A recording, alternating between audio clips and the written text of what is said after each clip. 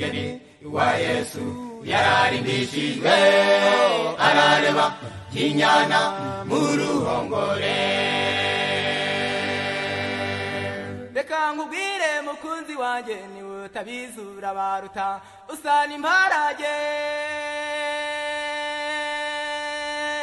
n'impara zo mu misozi.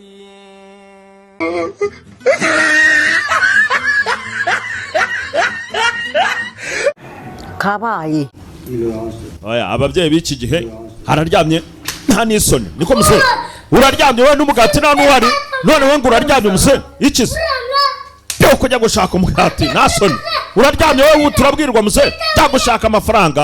muri kuganira ku bibazo bibangamiye umuryango muri rusange ariko hari abaturage kugeza ubu bari mu gihirahiro mu murenge wa Shingiro hari amazu bubakiye abasigajwe inyuma n'amateka nta n'umwaka urashira yatangiye gusenyuka bamwe bari kurara mu gikoni abandi bari kurara hanze ngo bayubakishije amatafari atumye niyo mpamvu yose yatangiye gusenyuka. iki kintu wenda murabafasha iki kugira ngo wenda bongere amazu bayasubiremo ko bari bayishimiye?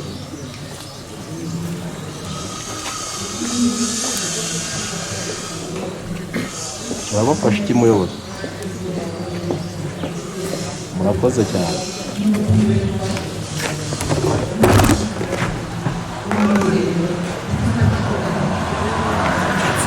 You know what, about a week ago, I had to make a really difficult decision in my life. The doctor told me, he said I should stop drinking alcohol immediately.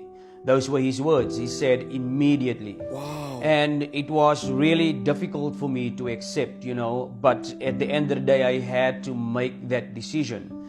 You know, I stopped immediately. I stopped going to a doctor for advice because I mean, who needs that kind of advice in your life?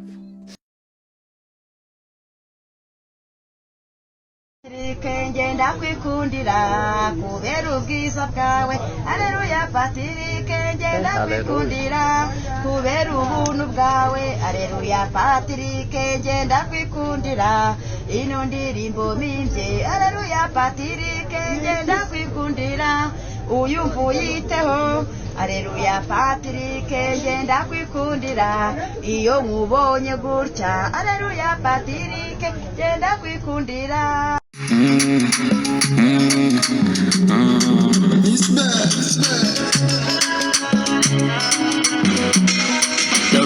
Nanze gipre sinzi kwegera agapanje muri rasayini zise sinzi kwifasha ubanje bamenye nanjye mbipe ucunze neza twarya kano ijoro ntacyo mvuze neza abantu kuko mbayeho nk'igicucu cyawe nitugera hatebye zakubera iteme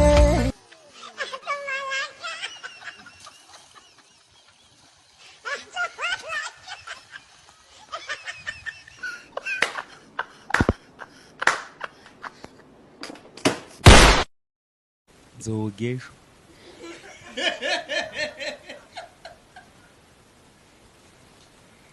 Zisekeje ndagapfosha rukara abwo naje kogira ijoro reka singiye kugwa muri douche da aho bogera singiye kuva mu mwuka mana yanje.